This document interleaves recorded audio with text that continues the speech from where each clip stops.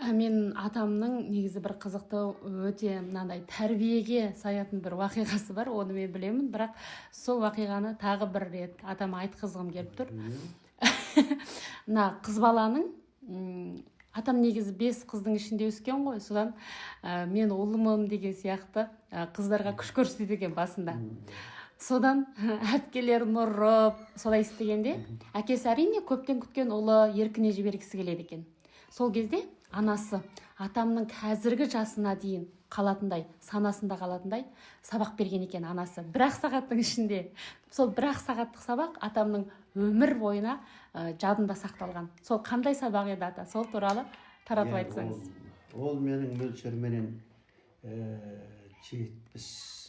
70 жылдар болса керек. Бір 6-7 жасым. Менің алдымда 5 әпекем, артында бір қарындасым бар. Бауырларымда бір кішкене. Сосын мен есіріп кеткен ғой. Әкем әр кез маған нәрсе әкеп береді. Мен үйде бәрінен биік санайын.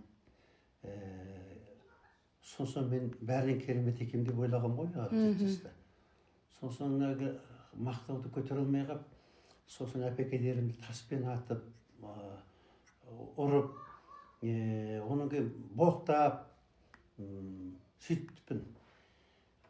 Әкем қой деп қана жоңғаны сөйтіп қойды. Бұл кішкене ғой әлі, көтере салыңдар жандарымен. Қайсысыңдар жалғыз бауырларың ғой деп әпекеме сөйтіп қойды. Бірақ шешеме қарасам, шешем өте ала көзімен сұқтанып қарап отыр екен. Не болар екен деп ойладым.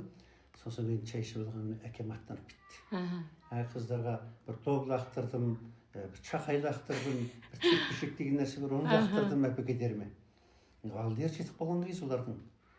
Олар үндеген жоқ, қой деп кәдіштеп сөйтті.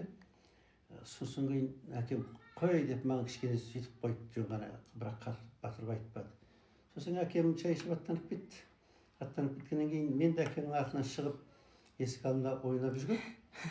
Көз жағын жоқ, бірақ та шешем айтты. Кәмпит жейсің бе деді. Ол кезде кәмпит табылмайды. Ойбай, қайдан келіп қалған екенін деп қуанып кеттім. Жеймін дедім, онда үйге кір деді. Үйге кірдім. Сосын шешем дереу есікті ішінен ілді. Ілді де бір кішкене шыбық дайындап қойыпты. Алдын ала дайындық жасаған бәріне. Қалағымда көріп жүргеннен кейін дайындық бір ұқсайды. Оның бір дәкісін берейін деп. Сосын кейін шығып бірді, сен жаңа мұны әпекелеріңді неге таспен ұрасың? Неге жамансыз айтасың? Қыз балаға сондай, қыз балаға нұрға бола ма? Сенің әпекелерің тұса сенен үлкен. Сен кім едің соғырды?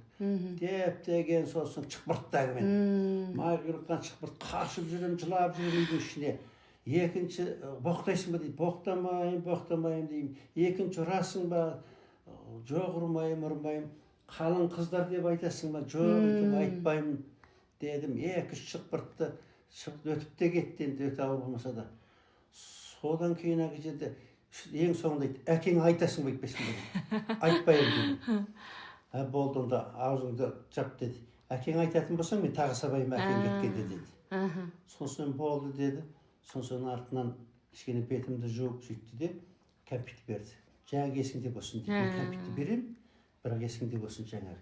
Екінші, қыздар деп, қалың қыздар деп боқтайды мен сонда. Оның кейін таспен лақтырыппын. Осылар бәрін қоясың тегінде. Мұны әкең айтатын болса, мен ұрғанымда, оны тағы сабайым әкең кеткенде деді. Әкең мені сабайды, әкең кеткенде мен сені тағы сабайым.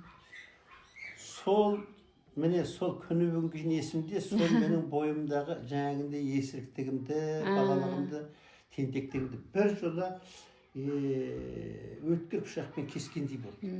Мен сол күннен тартып, бүтін әпекелерімнің бетіне қарамай кеттім. Күні бүгін енді әпекелерім мені ағасындай көреді. Ағалар жоқтықтан ба, әрі бауыр, әрі ағасы мен болдым. Ал мен әпекелерімнің бетіне күні бүгін қарап көргім жоқ. Өмірдің талай өтіп кетті. Бірақ шешемнің сол денеме тиген шыбыртқысы әпекелерімнің мен өмір бойы сыйлап өтуге жететін мағлұмат берді. Сабақ берді. Шешеме рахмет деп ойлаймын. Мені тектеу деген сол, ол ұру емес, ол тектеу.